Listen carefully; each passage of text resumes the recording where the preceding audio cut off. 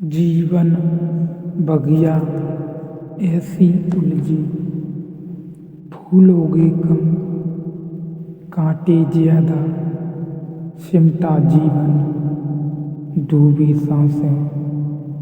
आना है तो अब भी आजा, यदि आपने अभी तक अंतिम अध्याय नहीं देखा है तो मैं आपसे विनती करूँगा, कृपया करके अंतिम अध्याय देखें, उसके बाद ही इस अध्याय में प्रवेश करें। यह अध्याय तभी समझ सकेंगे जब आपने अंतिम अध्याय देखा होगा। अगर कोई ठीक से सुन लेगा तो घटना सुनने में ही घट जाएगी। यही अष्टावक्र गीता का महात्म्य है, महिमा है। कोई आग्रह नहीं है, कुछ करो नहीं, सिर्फ सुन लो, सिर्फ सत्य को पहुँचने दो तुम्हारे हृदय तक। बाधा मत बनो, ग्राहक रहो, सिर्फ सुन लो, पहुँच जाए तीर तुम्हारे हृदय में। इसकी चोट बस पर्याप्त है, जन्मों जन्मों की विस्मृति टूट जाएगी, स्मरण लौट आएगा, तुम परमात्मा हो।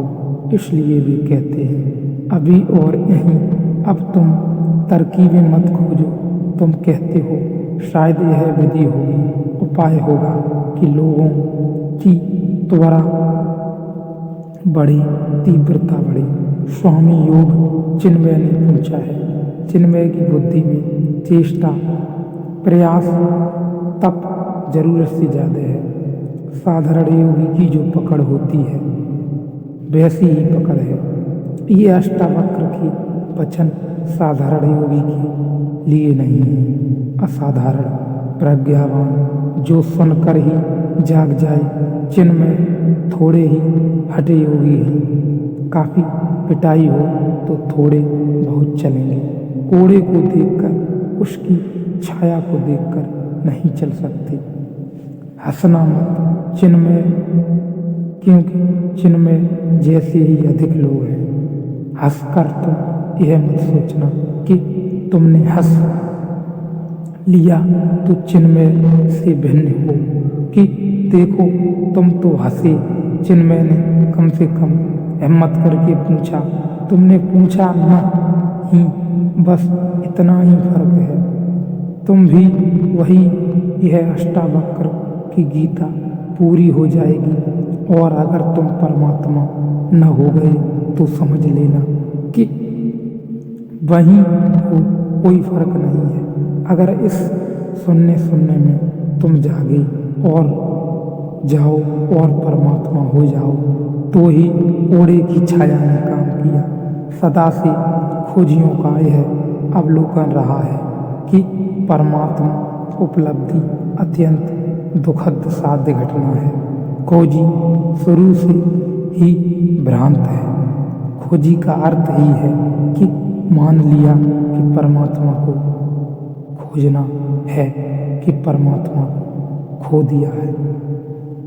उसने एक बात तो मान ही ली कि खो दिया। परमात्मा को यह भी कोई बात हुई कि खो दिया परमात्मा। परमात्मा को खो कैसे सकते हो? मेरे पास लोग आते हैं, वे कहते हैं परमात्मा को खोजना है। मैं कहता हूँ चलो ठीक, खोजो, लेकिन खोया कहाँ, कब खोया? वे कहते हैं इसका तो कुछ पता नहीं है। पहले इसका तो तुम ठीक से पता कर लो, कहीं ऐसा नहीं कि खोया ही न हो। कभी कभी ऐसा हो जाता है कि चश्मा नाक पर चढ़ा है और उसी चश्मे में देखकर चश्मा खोज रहे हैं। कहीं ऐसा न हो कि परमात्मा नाक पर चढ़ा हो और तुम उसी परमात्मा से खोज रहे हो। ऐसा ही है, खोजी बुनियादी रूप से भ्रांत है। उसने एक बात तो मान ही ली कि परमात्मा खो दिया है, या परमात्मा को अब तक खोजा नहीं, पाया नहीं। वह कहीं दूर है, अभी तक खोज नहीं पाया, उसे खोजना है। खोज से कभी परमात्मा नहीं मिलता। खोज खोज कर तो इतना ही पता चलता है, खोजने में कुछ भी नहीं। एक दिन खोजते खोजते खोज ही गिर जाती है। खोज को गिरते ही परमात्मा मिलता है। बुद्ध ने 6 वर्ष तक खोजा, खूब खोजा। उनसे बड़ा खोजी और कहाँ खोजोगे। जहाँ जहाँ खबर मिली कि कोई ज्ञान को उपलब्ध है, वहाँ वहाँ गए। सभी चरणों में गिर सिर रखा, जो गुरुओं ने कहा वही किया। गुरु भी थक गए उनसे, क्योंकि गुरु उन शिष्यों से कभी नहीं थकते जो आज्ञा का उल्लंघन करते हैं। उनसे कभी नहीं थकते, क्योंकि उनके पास सदा कहने को है कि तुमने आज्ञा मानी ही नहीं, तो इसलिए कुछ नहीं घट रहा। हम क्या करें। गुरु को बड़ी सुविधा है। अगर तुम गुरु की न मानो, वह सदा कह सकता है कि तुमने माना ही नहीं। मानते तो घट जाता, मगर बुद्ध के साथ गुरु मुश्किल में पड़ गए। जो गुरुओं ने कहा, बुद्ध ने वही किया। उन्होंने 1 शेर कहा तो बुद्ध ने 1.25 शेर किया। गुरु ने आखिर में उनसे हाथ जोड़ लिए कि तू भाई कहीं और जा, जो हम बता सकते थे बता दिया। बुद्ध ने कहा, इससे तो कुछ घट नहीं रहा। उन्होंने कहा, इससे ज़्यादा हमें भी नहीं घटा है, तेरे से क्या छिपाना, तू कहीं और जा।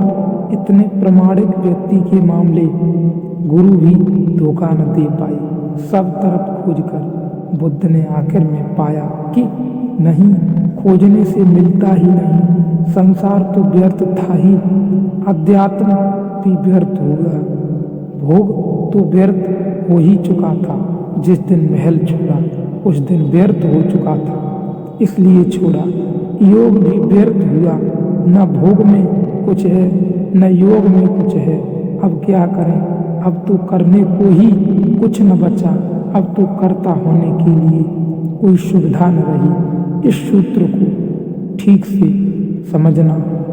न भोग बचा, न योग बचा, न संसार बचा, न स्वर्ग बचा, तो अब कर्ता होने के लिए जगह ही न बची। कुछ करने को बचे तो कर्ता बच सकता है। कुछ करने को न बचा। उसी रात घटना घटी। उस सांझ बोधि वृक्ष के नीचे बैठी तो करने को कुछ न था। बड़ी हैरानी में पड़े। संसार छोड़ दिया था तो भोग पकड़ लिया था, भोग छोड़ दिया था तो अध्यात्म पकड़ लिया था। कुछ तो करने को था तो मन उलझा था। अब मन को कोई जगह न बची। मन का पक्षी तड़फड़ाने लगा। कोई जगह नहीं। मन के लिए जगह चाहिए, अहंकार के लिए कर्ता का रस चाहिए, कर्तव्य चाहिए। कुछ करने को हो तो अहंकार बचे। कुछ था ही नहीं करने को। जरा थोड़ा सोचो। एक गहन उदासीनता, जिसको अष्टावक्र वैराग्य कहते हैं, वह उदय हुआ। योगी विरागी नहीं है, क्योंकि योगी नए भोग खोज रहा है। योगी आध्यात्मिक भोग खोज रहा है, विरागी नहीं है। अभी भोग की आकांक्षा है। संसार में नहीं मिला तो परमात्मा में खोज रहा है, लेकिन खोज जारी है। यहाँ नहीं मिला तो वहाँ खोज रहा है, बाहर नहीं मिला तो भीतर खोज रहा है, लेकिन खोज जारी है। भोगी विरागी नहीं है, योगी भी विरागी नहीं है। हाँ, उनकी खोज राग की अलग अलग है। एक बाहर की तरफ जाता है, एक भीतर की तरफ जाता है, लेकिन जाते दोनों हैं। उस रात बुद्ध को जाने को कुछ न बचा, न बाहर न भीतर। उस रात तुम जरा कल्पना करो, उस रात को जरा जगाओ और सोचो कि कैसी वह रात रही होगी। उस दिन पहली दफा विश्राम उपलब्ध हुआ, जिसको अष्टावक्र कहते हैं। जो चित्त में विश्राम को उपलब्ध हो जाए तो सत्य उपलब्ध हो जाता है। उस दिन विश्राम उपलब्ध हुआ, उस दिन ज्ञान उपलब्ध हुआ।